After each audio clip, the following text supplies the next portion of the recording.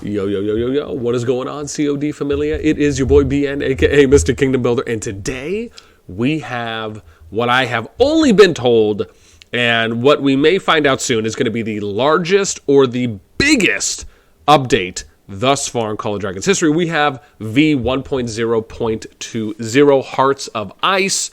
We're going to get into this, and I'm really going to try and give you guys a quick walkthrough as we do our full read-through for the patch notes, along with giving you some thoughts as we hit each one. However, going to try and go through this a little bit quicker than we usually do. So buckle up, get ready, here we go. All right, Hearts of Ice is going to be released on the 15th. So from now, that's what, 9 days? Then we get into number 1. Season 2 Plus Hearts of Ice is coming. After completing Season 2, players will be getting a whole new season filled with new surprises and challenges. 1-1. The terrain of Belleron has changed, making exploring the lands an even more exciting experience. Awesome. Hopefully it will be. 1-2. Mysterious spires have appeared across the map. Spire are powerful ancient defensive structures scattered across the realm, which can help occupiers to launch devastating attacks against enemies in their territory.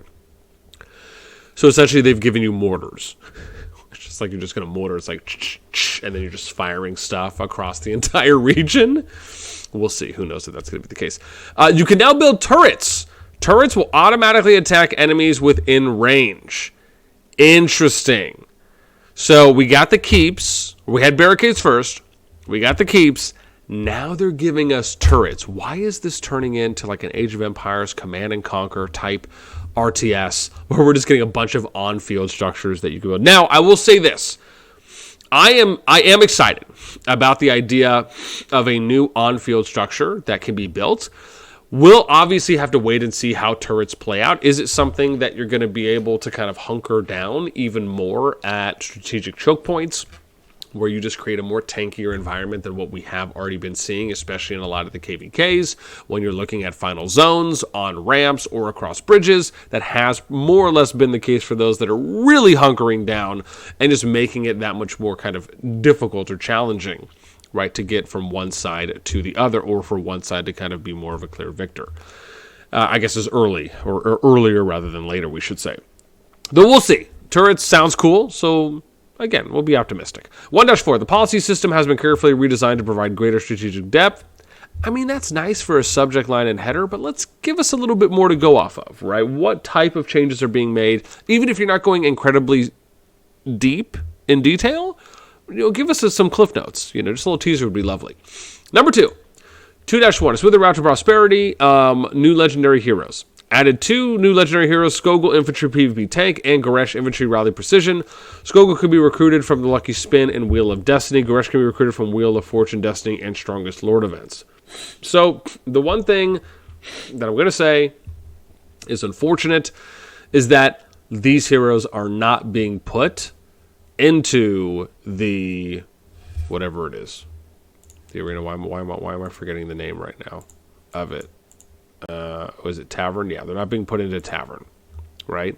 So that to me is unfortunate because, again, that I'm going to say is actually a really big turnoff, unfortunately, for me, is that you're releasing 2 new heroes, but both of them are going into Wheel of Destiny, and then the others are, again, it's just rough, right?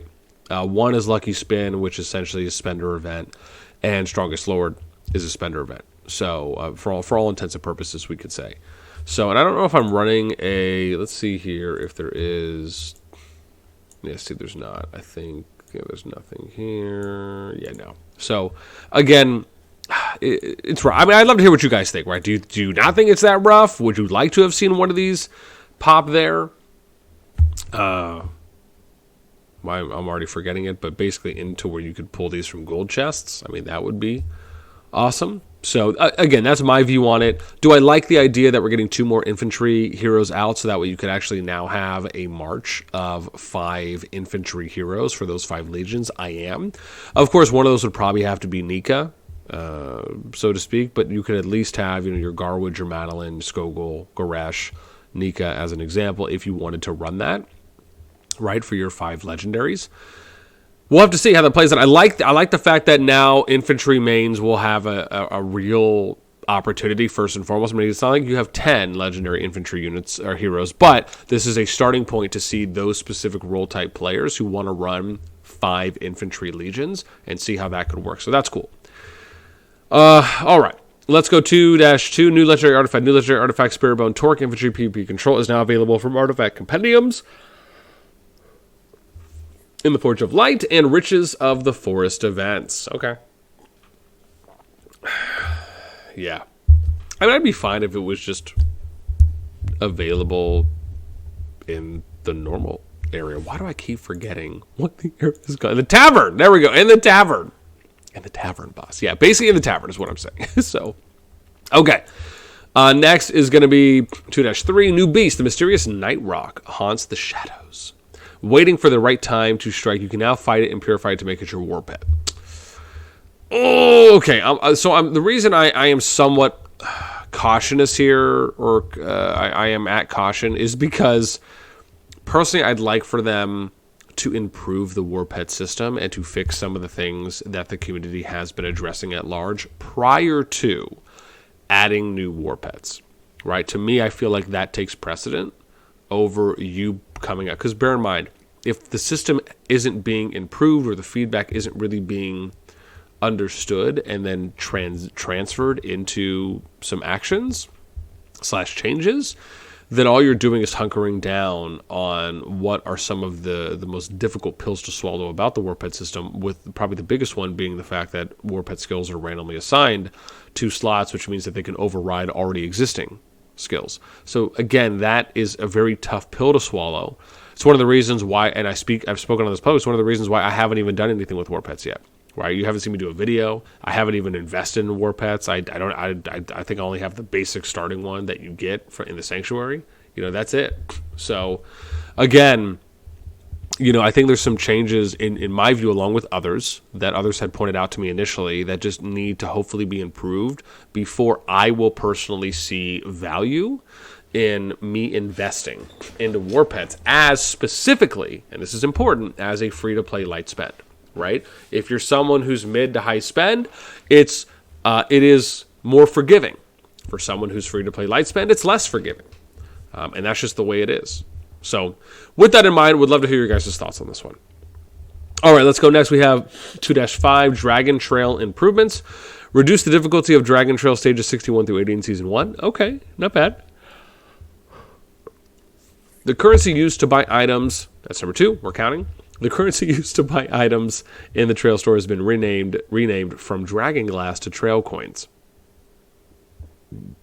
I will say this. I like it. I think it's simpler.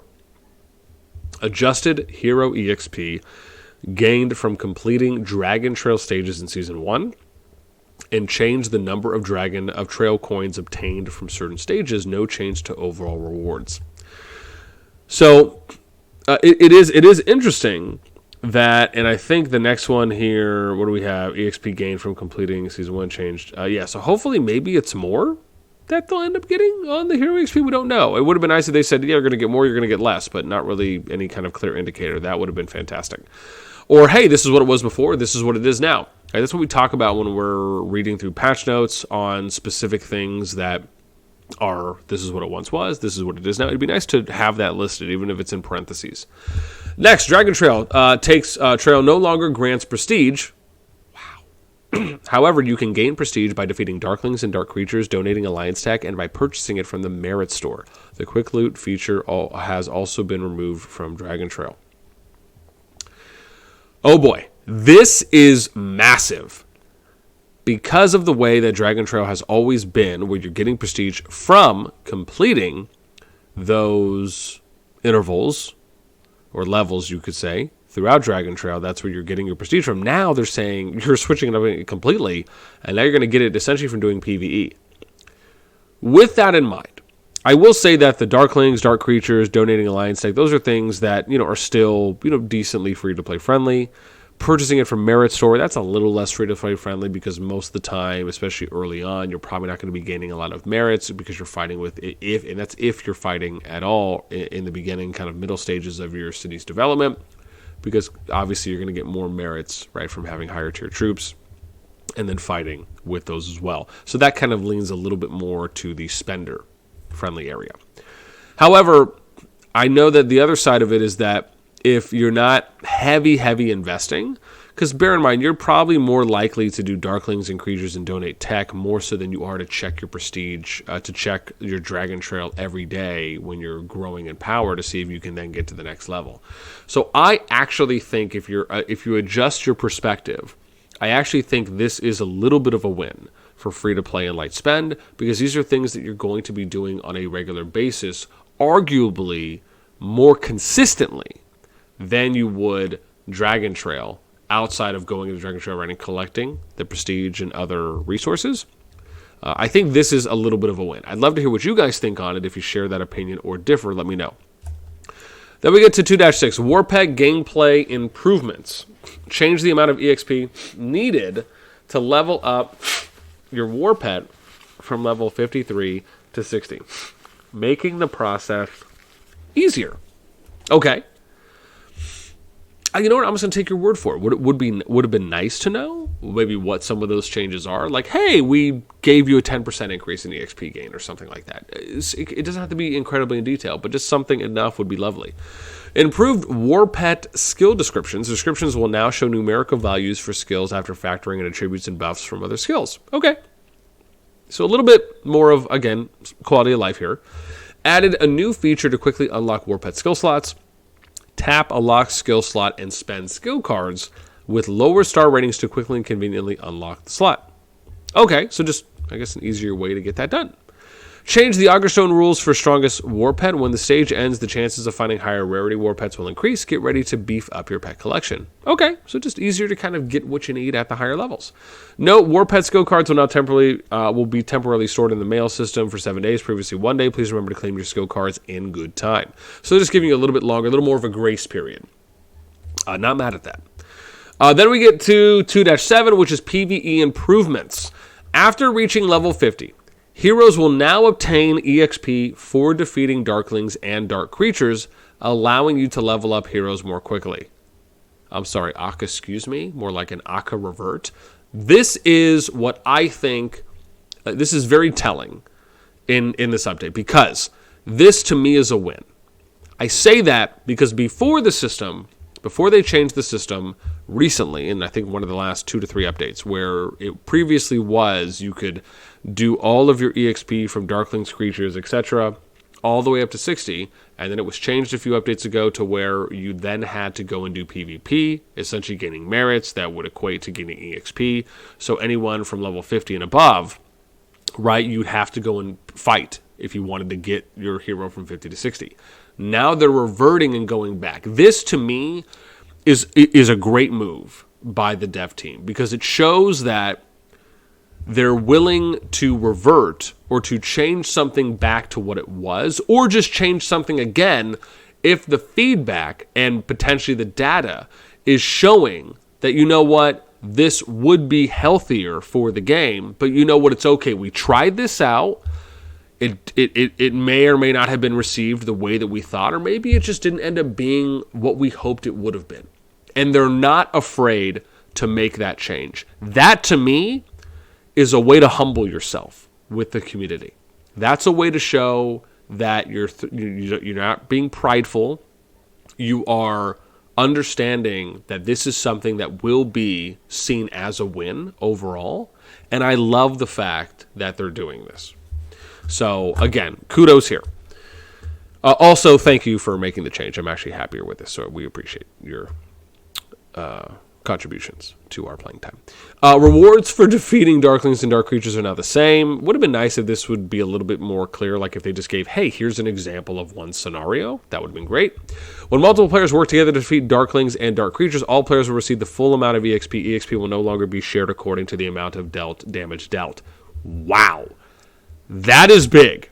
Because now, I mean, that's huge. Because now you can go out there with 5 or 10 people with 20, 25, 30 marches, and you're just killing max level creatures back to back to back to back. And the more that are out there, the more overall damage that's being done.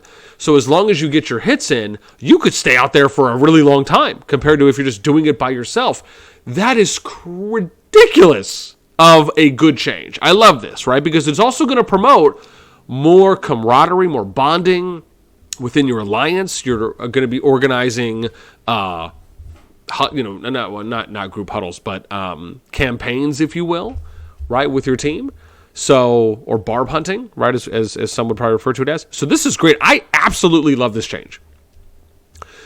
Changed hero EXP and arcane dust rewards for defeating Darklings and treasure guards and destroying Darkling forts during Season 1. Defeating Darklings and destroying Darkling forts will also now grant prestige. Something they didn't mention in the above point, which is that the forts will now also grant prestige outside of Darklings creatures donating and then from Merit Shop, right? So, again, now another way, a fourth way essentially to get prestige. So not bad. Let me see. Would have been nice if they gave an example of what the hero EXP and arcane dust changes would look like. That's one of the things we talk about when you're giving patch notes. There's certain things that you have to be specific with, right? Or even if it's just specific as an example, that would have been nice. Now we get to 2-8, other improvements. Significantly reduced EXP requirements to level up heroes in Season 1. Okay, I mean, that doesn't seem as though that's a bad thing. One of the things we often talk about is it'd be nice to at least have 10 heroes that you could use by the time you get to the final zone or right before the final zone opens. However, the asterisk to mention here is that it's very different when you're grinding EXP for heroes when you're like max T4 or you're already T5. Right, meaning your levels are already your castle buildings are at 25, and your tech, right, is near maxed, right. So when we say kind of max T4, that means basically you've done all of your tech to where all you'd have to do is click to start researching T5 to then unlock it, right. So you have max T4, which means you've done all the tech required to get to T5. You just haven't actually clicked to start researching T5. Is what we mean when we refer to max T4.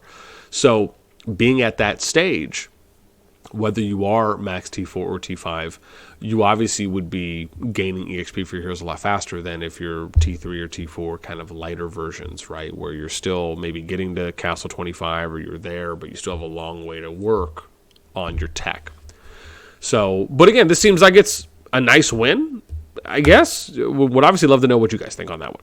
Reduce the difficulty of defeating Darklings, Dark Creatures, Beasts, and Treasure Guards at certain levels during Season 1. Okay, so just making it easier. Change the Hero EXP reward for Eliana's Crisis event in Season 1. Okay, would have been nice to know what that change looks like, buff or nerf. Season stories now grant large amounts of prestige as a reward. See, this is cool. Now it's a fifth way to get prestige, where this is kind of a little bit more of that free-to-play light spend, where you're kind of going through the story mode of the storyline. So I'm actually a fan of this. I like this change. Adjusted the costs of policies during Season 1. Overall cost has not changed and reduced the time requirement for enacting policies. Wow. Interesting. So that means, people that can get policies can just do it that much faster.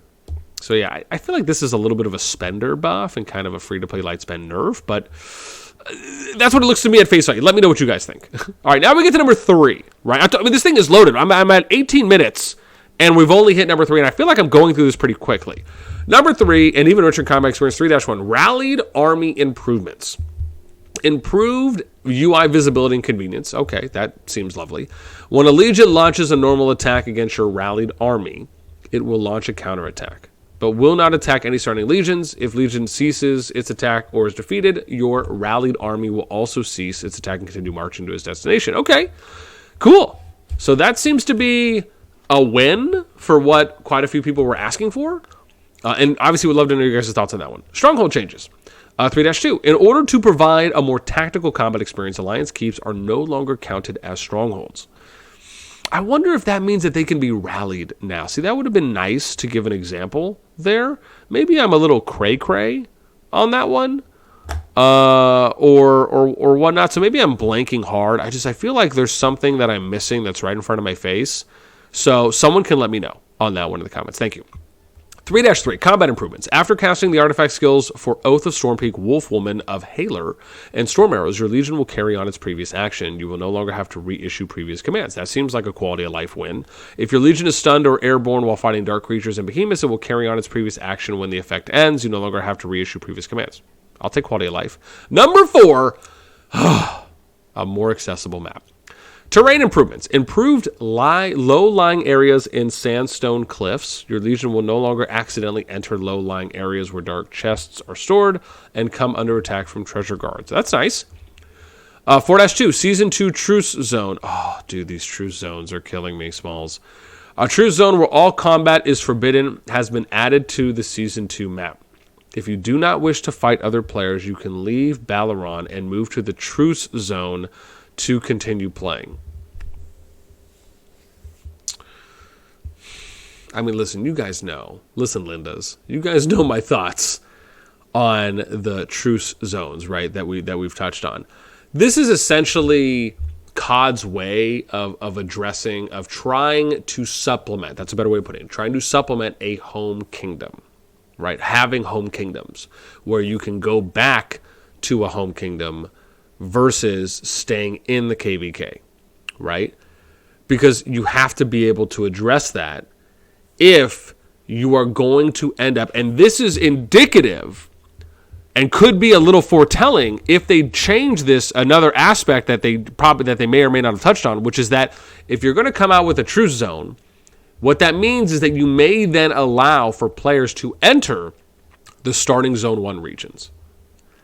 And if you do that, you have to have something there. Otherwise, it is just basically players taking a beating all day, every day, from those that are just, bloodthirsty or just want to go and fight and just attack people all day long. But that can ruin the player experience if all you're doing every time you log in is constantly getting attacked, constantly getting raided, you can't farm. Players don't want to really play. The majority of people who enjoy the day-to-day that are, and again, we're not talking our hardcore fighters. You do not want to experience that every day. I can tell you it is not fun, right? I myself, from other games I've played, have been on that side where because of the way that the mechanics and the way that the map was set up, you didn't have an opportunity to actually have a kind of save zone you could go back to, even after you've already done fighting. So the fact that this is coming out, listen, I understand why they're doing it, and I get it. It's better than nothing, of course. However, my view on this is that home kingdoms are just where it's at. Home kingdoms, in my opinion, need to be added to the game because I think it does a lot more than just providing you with a Truce Zone. And we've touched on this in previous videos as well. So it's just, again, I really believe in adding a home kingdom, even if you only go back for a week or two, and then you go right back into your next KVK. And it's just somewhere that, and the way we've explained it, and I'll just summarize, is that, for example, you could say Zone 1 will open, but then 24 hours after the starting Zone 1s have opened for others to come in, then players can have the option to go back to their home kingdom, right, as an example. So that could be something. Or the moment that the pass is open, then you're able to go back to your home kingdom, right? And then you can essentially go back and forth, right? It's not like you just go back and you're there. You can keep going back and forth if you want. But anyways, right? That's my view. I would love to know what you guys think about the Truce Zone. This is big, right? So let me know in the comments. 4-3, changes to trolls and beasts. Trolls will only appear as treasure guards and behemoth acolytes. Okay. Reduced the respawn rate of trolls on the map and significantly increased the respawn rate of beasts to allow players to more easily catch their desired war pets. Interesting. Now, I think the trolls, from what I can remember, are the ones that are giving you arcane dust. Maybe I'm cray-cray on that. Let's see. We're at 4-3. Let me see real quick. Right, dark creatures. Yeah, trolls. Bam. So, okay, yeah, so it is. So those are the ones that are giving you arcane dust. I was like, man, this is what happens when you're not farming arcane dust a lot, which I'm not. So here we go, 4-3. Right, reduce the respawn of trolls. So I wonder if they're doing this because of eventually they're going to be coming out with the new update on reducing the amount of arcane dust and other amount of EXP that's going to be reset, and then the arcane dust not being reset. So they're figuring, okay, well, we'll just lessen that and increase more war pets. Maybe that's the thought behind it. It would have been nice if they gave a little disclaimer and said, oh, we're doing this because of this, and this. Search feature improvements. Remove the ability to search for dark creatures in order to improve the efficiency of the search feature. What? Removed the ability to search for dark creatures. I don't understand how that's improving it if you're removing something that is a necessary search function.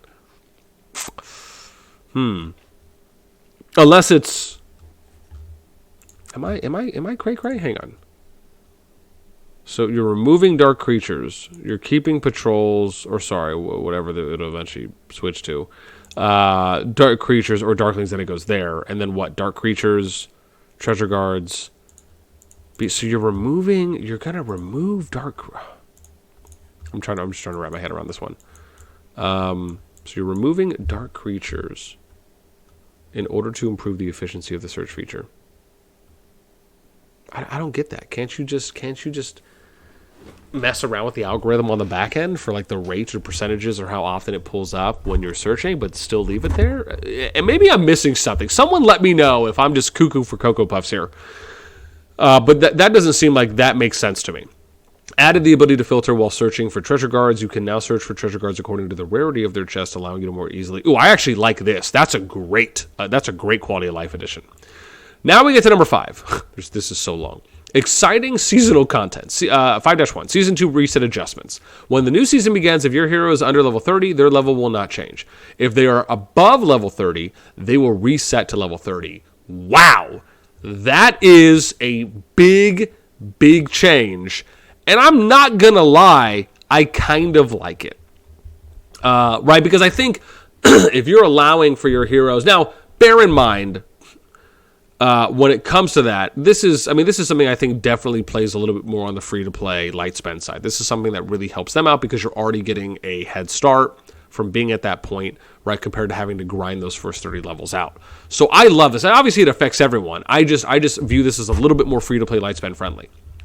Artifact levels will not be reset, and Arcane Dust will not be scrapped. Dragon Trail, which is great, right? So now you know, like we mentioned before, with the artifact levels, that maybe feeds into that previous change. Dragon Trail challenge difficulty will no longer be reset. More stages will be unlocked as the season progresses. This, I think, is to me a little bit more of a win, because when you compare this with a game like Rock, I don't believe that they reset their expeditions. So that's something that, unless it's a new KVK feature, maybe I missed out on that update because I don't really keep up with it anymore. But for the amount of time I played, you never had expedition that reset. So I am actually in favor of this, and I think this is going to lean a little bit more on that free-to-play light spend friendly side. So I'm a fan. 5-2, higher, excuse me, higher level enemies. After Season 2 begins, higher level Darklings, Dark Creatures, and Darkling Forts will appear on the map, providing you with a greater challenge and greater rewards. Okay. Does that mean beyond 25? It would have been nice for them to give an example there. Like, oh, hey, we'll add 5 or 10 more levels. But, sometimes it's too much to ask. What can I say? I'm not jaded. I'm just saying to be nice to include that. I know I feel like I'm kind of a rinse, wash, repeat when I say these things about patch notes, but that's what patch notes are for, right? There's certain times you have to be a little more detailed. 5-3. Other improvements. Season 2 policies, system adjustments. Resource production buff policies have been removed. The policies that reduce the cost of healing have been added. Oh. I don't know. I really kind of like the resource production buff. Maybe it's just me. What do you guys think? Let me know. Affiliated region pre-selection. Oh, we're going to start getting into some really interesting stuff here now. Alliance leaders may select their alliance members' affiliated region in advance at the end of the season. Alliances who have selected their affiliated region in advance will not be disbanded when the new season begins. Players who are not members of an alliance may select their own affiliated region. Wow. So this, I just had to make sure I read this right. Alliances who have selected their affiliated region in advance will not be disbanded when the new season begins. Now, we're going to have to read a little more, but does that mean that all the players in that alliance will not be kicked out, and instead the member cap will just lower and reset to 80, but everyone will still be in the alliance? Because this doesn't say anything about that. So, and it says not disbanded. So if the alliance isn't being disbanded, then there's no way you can kick people out unless it's going to force people out and it randomly keeps 80 going into Season 2. This, to me, seems like a big, big win if I'm reading into this correctly, where now players will not be removed from alliances anymore going into new seasons, which, if that's the case, hallelujah, praise to Buddha, Allah, whoever you love. Okay, now let's go. Resurgence feature adjustment. The resurgence feature can only be used Features can only be used in the first 7 days of Season 2 during the season. You will not be able to join alliances in other affiliated regions until the final Augerstone stage has finished at the end of the season.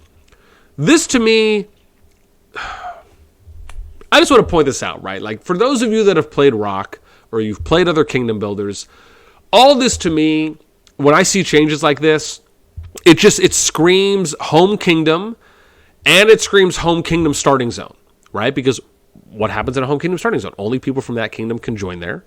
You can't go to another home kingdom starting zone, and you have to wait to basically be invaded near the end of the season, right? Where the passes will open. And then you have some flexibility, right, in movement. And all these changes, I just want to point, like, for those of you who really get where I'm coming from, you will understand when I say that it would just be so much easier for them to add home kingdoms and then just add home kingdom starting zones. It just feels like they're doing too much, right? Like they're trying to do all these different adjustments when you could make one change and then don't have to worry about doing all these side things with the truce zones, with the resurgence adjustments, with the semi-protected passes, right? With the first 2 to 3 days of it being, I mean, you might still need the semi-protected pass. I shouldn't say that. Let me substitute that out for the first 2 to 3 days of no PvP, right? Where you can't attack anyone. It's just, you have 3 main features that are basically the same thing as having a home kingdom and a home kingdom starting zone, which really, it's a home kingdom starting zone. That's really what it is. It's just you have to have a home kingdom if you want the home kingdom starting zone. I mean, you don't really have to, but I just think it'd be better. So even if you just leave the home kingdom starting zone, that's 1 feature compared to 3. It just, I don't know, it just feels like they're doing too much. If anyone gets where I'm coming from on that, let me know. And if you don't, and again, you think I'm cray-cray, let me know that too. Okay, village occupation buff changes. Once Season 2 begins, the types of buffs you receive from occupying villages will change. That's not really giving us a lot to go off of. Just some details. Augerstone changes. In order to improve the experience for players who are not part of an alliance at the end of the season, you will now be able to achieve the season grade Enduring without being a member of an alliance. This is interesting. I wonder if there's going to be a thing where maybe they'll start giving, I don't want to say incentives, but, you know, it's like for those of you that have watched Sword Art Online, right, and you have, like Kirito was like, what, clanless forever. I'm not trying to give any spoilers away at all, but it's like, you have that type of approach, right, where some people like the kind of clanless tag or clanless idea, but they still want to be able to keep playing. Now, it doesn't really matter to me, right? I understand the benefits of you needing to be a part of an alliance and to get certain things. However, is this kind of a cool rogue thing to do? My rogue isn't the right way. Let me scratch that. That's not an appropriate way to address that. But just the idea of you being clanless and tagless, just kind of roaming out there and just enjoying the game without wanting to be a part of an alliance. I'm sure there's some people out there that fall into that category. So I kind of like what they're doing here, and I wonder if they'll do more with that eventually. And if you have some ideas on what they could do in the game for those who are clanless or tagless, let me know, because I want to read those. Then we get server info. In order to make late season alliance management more convenient, in Season 2 onwards, information regarding other servers will be displayed when the migration preview phase begins. What does that mean? More convenient. From Season 2 onwards, information regarding other servers will be displayed when the migration phase begins. Does that mean that... Does that mean that when you're in an alliance, you're going to get more information when the preview screen comes up? Or it's just going to be an improvement to the general migration preview screen when that phase enters? So maybe I should view this as more general and not alliance specific, because I don't think there's anything that you can really view migration wise from internally within the alliance. But I'm curious on what they mean by these adjustments or this new information they're going to be providing. Again, I'm always down. I mean, you guys know how I feel about that, right? And we'll probably get into that on maybe another video again later down the road. But this piques my interest when I see this, right? Why are you tickling me? Just give me a preview. Improved announcements. In order to make late season process easier to navigate, the content of each phase of the late season will be announced in advance in accordance with a timeline. I am a fan for that. This is quality of life up the yin yang, and I'm all about that yang yin. All right, number 6. We're at 34 minutes. This is crazy how massive this update is. Number 6. An improved alliance system. Merits rankings. In the merits rankings section of the alliance rankings, you can now switch between overall merits and weekly merits, which will be automatically displayed in numerical order. This is actually cool. I like that you're going to be able to see what those week-to-week gains are, to maybe look at plus-minus ratios or numbers, and or just kind of maybe go off of engagement generally. So I like this. Let's see. Number 2, 6-2, opening multiple rare alliance gifts. When opening rare alliance gifts, you can now save time by opening 10 gifts. Yeah, so they mentioned that before. 6-3, alliance donations. In order to increase the effectiveness of your alliance donations, the benefits received for each alliance resource donation have been increased. For balance purposes, the resource donation cooldown period has also been increased. However, please note that maximum daily resource donation benefits have not changed, and you will still receive the same amount of rewards as before. Okay.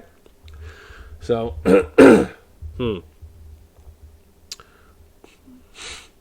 benefits received. Okay. Cooldown period. Interesting. I guess that's okay. Maybe I don't know. You guys have to let me know how you feel about this. I don't see this as being like bad or good. Maybe necessarily. I mean, I guess you are going to get more rewards, right? Increased benefits received have been increased, so the benefits you receive are going to be increased. Okay. I guess we'll have to see how that one plays out. Some of the other things I'm going to mention real quick on Alliance. It'd be really dope if you could add a Discord to your Alliance, a link in-game. This is something that some other Kingdom builders have, where you can add in your Alliance Discord or your Kingdom Discord, as an example, for a section, like a clickable section on your Alliance profile. That would be dope. I would actually really love to see that. I also would love if they would make the announcement, the profile screen. So let me give an example. Where are we at? 6.3. So let me give an example here. If I click on an alliance, right? I'd love if this was a little bit bigger, a little bit wider, and it was just easier to scroll, like just a scrolling function, right? Instead of going top down. That I think would be awesome. And then you add something around here where it says Discord, and then you have a clickable link that will take you there. That would be awesome sauce. Something I'd love to see some of the alliances do. Would also be cool if they showed you like a preview of stats or something. And maybe this is a later, but like an end of season stat.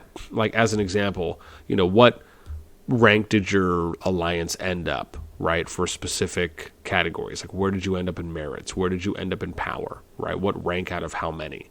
That would be cool. Almost like a resume, like an alliance resume, right? For each season that you play. And I'm just kind of spitballing here, but that would be dope to see that added. Okay. Let's continue and head back to the goods. I think we were on 6, right? 6- something. Maximum. Yeah, so we finished there. Okay, now number 7. Wow, just so much stuff. More enjoyable events. New event, Behemoth Raids. You can now take part in a brand new cross-server event. Form teams with other players in the same season as you take on mighty behemoths. Each player can deploy multiple legions. The behemoth you fight will be chosen randomly from behemoths available during the current season.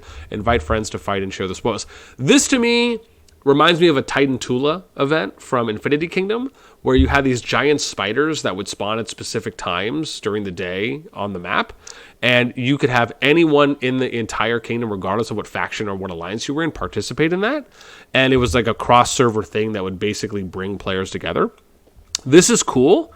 I wonder, however, this is going to require people to move their cities, or if it's just something that you can join and like everyone kind of gets teleported to a different area. That might be a better approach if that's the way it's happening. But this is cool. I like this. I'm always a big fan of cross-server events because I think it's something that can kind of bring the kingdoms together. However, it is also something that is more of a kingdom building approach compared to an alliance building approach. Wink, wink, if you get my drift. Continuing. 7-2. New event treasure hunt.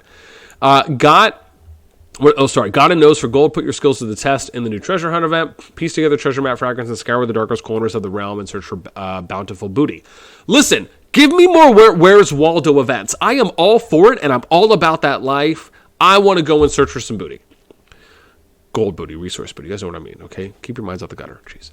7-3, Black Friday events. Get ready for amazing deals on our Black Friday. Oh, man, I got so hyped for a moment, but it's just one line. All right, cool. 7-4, Trial of Light event changes.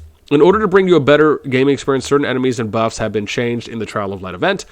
Then we have 7-5, Titan's Legacy event improvements. The reward for maxing out your Insight Rune level in Titan's Legacy now includes 2 new city themes to choose from, and the difficulty of certain quests has been changed. Rewards for any quest you are currently pursuing during the current season will be changed. If you have already maxed out the Insight Rune or maxed it out in a previous season, you will not be able to claim this reward. If this applies to you, we will issue compensation to you after the version update. Please keep an eye out for future announcements. 7-6, Celestial Battlegrounds event changes. In order to provide greater variety and challenges, certain battleground effects have been changed in the Celestial Battlegrounds event. Lovely. What are those effects? How about a little preview? Then we get to number 8. Wow, this is a lot. Now, I want to tell you, one of my favorite sections to cover in patch notes is other improvements. This is one of the ones I always look forward to, and I'm always happy they have it at the very end of the patch notes, because it also knows you're getting closer to the end. 8-1, Alliance building and relocation improvements. To improve usability, when choosing a location, buildings are now fixed to the center of your screen. If you move your viewpoint, the building will also change position. Oh, that's nice. So I'll click on something and it'll kind of recenter. Okay, not bad. Content sharing improvements. What does this mean? The look and feel of content sharing has been improved. You can also share content to your most recent chat window and to your friends list when sharing information such as coordinates. You can also edit message text contents before sharing. Okay. I thought they were going to be like you could post something and edit it. That'd be dope. Number 3, 8-3, new union chat features. You can now chat to members of your union in a dedicated chat channel. Dope. Also, allow for us to have more than just one alliance and unions like before, where you could have up to 3. 8-4, important message reminders. You can now see reminders of important messages in the chat window, such as messages you've missed, mentions, and new messages. Okay. Now there's no need to worry about missing important chats and messages ever again. Okay, this seems nice. A little quality of life. I'm a fan of that. 8-5, building resource collection changes. When you upgrade resource production buildings in your city, the amount of resources you can collect at once will now be increased, making the resource collection process more convenient. Oh, cool. So maybe you can click on one and it'll just collect all of them, even if it's gold, wood, or mana. Number 6, new message blocking features. Yeah, some people about to get blocked. Tap the More button on a mail message for the option to block messages sent by the player who sent you the message. You can also see a list of players you blocked on the settings page. Okay. I mean, that seems to be a win, especially for all those resource spammers, essentially, that are going on. Just wild. Honorary membership page improvements. You can now see whether your selected hero is eligible to be awakened when claiming that hero's token. Oh, cool. PC improvements. New shortcut mode. In the new shortcut mode, key bindings will be displayed on the bottom of the screen in order to avoid erroneous key presses. You can change back to the default mode at any time by visiting the settings page. Improved mouse scroll. Mouse scrolling in the PC version is now more fluid and responsive. I really would love to know here if there's any plans to just improve. And again, I want to point out, I'm hoping it's not me when I say these things, but again, when I pull Call of Dragons up on my phone or a tab, and you've heard me mention this when we do our PvP videos or war update videos, right? I'm wondering, is it just me or is it something to do with the settings? Because I know other people get lag as well. So I'm curious if they're ever going to address that in one of these updates on, hey, right, these are some things we're doing on the PC side to improve so that way the gameplay that you're viewing can be a more fluid experience, similar to what you would get on mobile or tablet. Because it's not, I know it's not just me, but I'm wondering if it's something that can be improved on the PC side, or if it's just something that has to do with hardware, on my computer versus others. Let me know what you guys think on that one. Also, make sure you give feedback. Always give feedback, so you get compensation. That's going to do it for us. This was crazy. We're at 44 minutes. This is such a big, massive update. I may even have to do a TLDR version on this. There's so many good changes. There's a couple questionable and some cautionary changes, but I think for the most part, this update is a win in a lot of good ways. So I'm excited. I can't wait for the 15th of November to come that much faster. As always, let me know what you guys think in those comments down below. That's it for us. Until next time, I will catch you later.